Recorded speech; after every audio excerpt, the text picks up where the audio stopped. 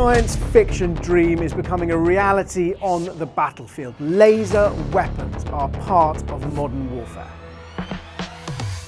My name's Jerome Starkey, I'm the defence editor at The Sun newspaper, and this is Arms Race, our look at the weapons that are changing warfare.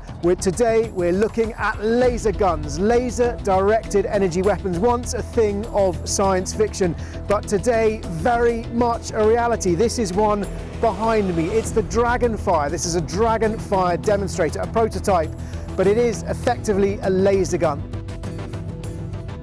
What is a laser? A laser is essentially a narrow, focused beam of light. What makes it unique is that all of the light waves are of the same frequency, and those waves are coherent. That means that they peak and trough together. And what that allows is it allows for that beam to be very, very focused. It means that it's all of one universal color. It can travel a very long distance, and it can be very high energy. A laser weapon is basically just a very big, powerful laser. And what that means is it's a means of getting the energy from that laser from the place where it's fired to the target. It has to stay focused, it has to stay powerful, and it has to travel over a much longer range than, for example, a laser cutter in a factory. And of course, it also has to be fitted, mounted to something, a system that can track the target and can move and focus the laser, keep it focused on its target. Dragonfire is a short-range air defense weapon. It's supposed to have a range of about 1 kilometer. It achieves its power by combining the beams from a number of separate lasers as they are fired. That's called spectral beam combining.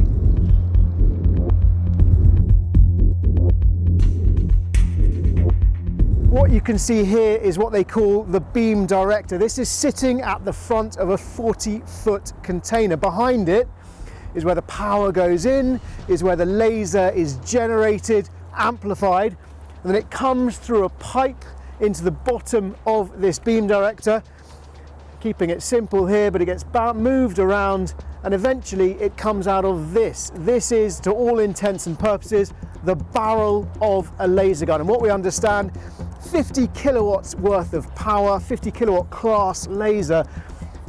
The science behind this weapon, what makes this one different to other laser weapons around the world and potentially so useful, is how this system spots and tracks a target.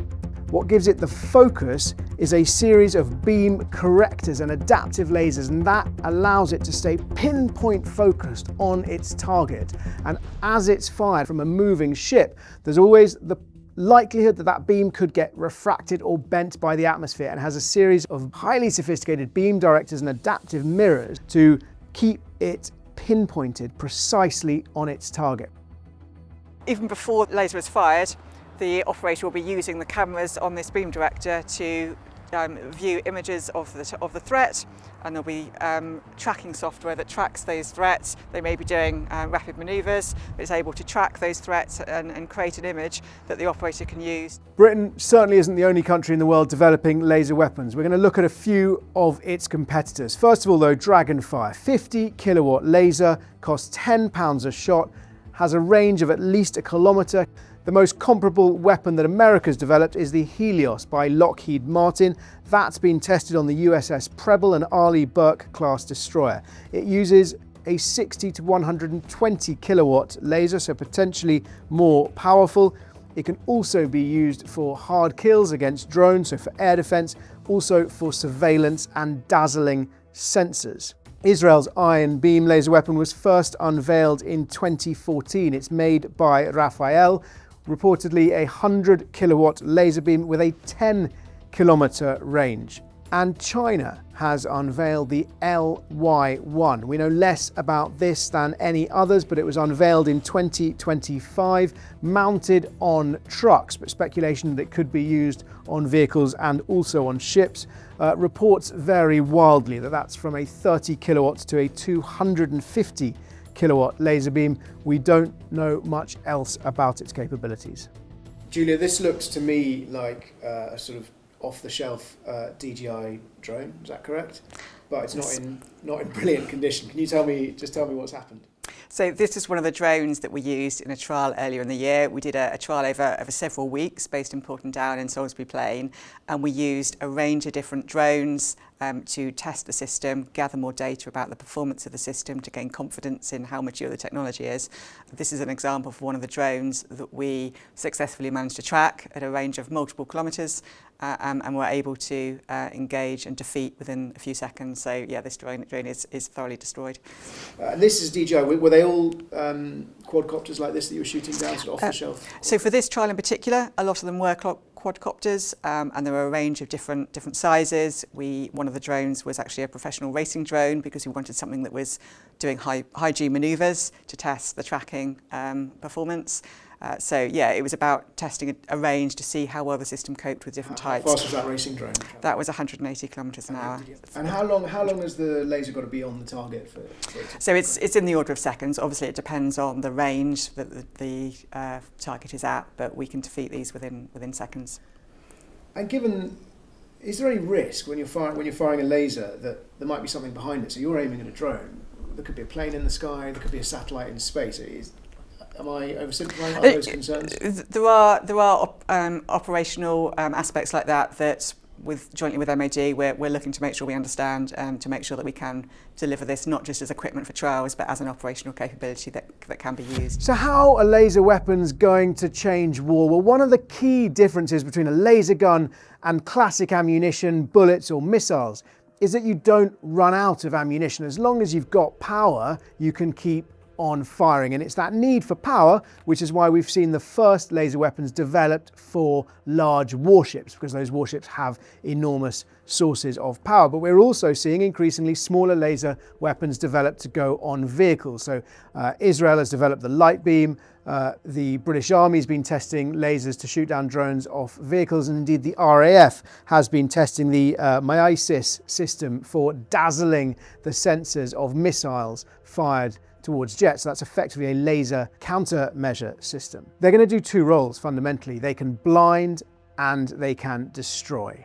So we will expect to see lasers being used to blind enemy sensors, and that could be ground stations blinding satellites, that could be fighter jets blinding missiles, it could be vehicles blinding other vehicles. And of course the destruction that we've already seen. If a laser can be fired instantaneously, can defeat a target in a few seconds and never runs out of ammunition, then it's going to be potentially hugely useful for dealing with the advent of swarms of drones. Drones are the weapons that have been in the ascendancy as we've been making. Drones are the weapons that have been in the ascendancy recently, but lasers could be one of the weapons that re-equalizes the battlefield. This project's been by 2027 it'll be 10 years in the making. Is that quick enough? Is that fast enough, or is that too slow? Oh, I'm really impatient. I want to see us deploy more new technology faster. And the reason for that is because we're living in a new era of threat. What we're seeing with the Dragonfire program is the pace of it quicken because of the threats we're facing. We've allocated as a government £1 billion to directed energy weapons in this parliament. That's more new money funding projects like Dragonfire so it can be deployed faster. And we're doing that because the risks we are seeing are increasing.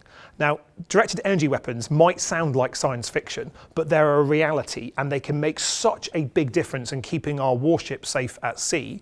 The first one of these will be integrated onto one of our destroyers. That means making sure it can work with the weapon systems, the cooling systems, the combat systems, and it will provide an edge for that warship being able to protect itself. Now, this is the start. I want to see more directed energy weapon systems integrated into our armed forces. The Royal Navy is taking lead at this point with the Type 45 destroyers, but if we can get this technology right, if we can continue the pace of implementation that Dragonfire has at the moment, there's more opportunities to use it to defeat aerial threats, which we know are more and more common in modern warfare. Thank you for watching Arms Race. If you've got any questions, please ask them in the comments below. And if there are any topics you'd like us to cover in upcoming episodes, then let us know in the comments below as well. And we'll see you next time.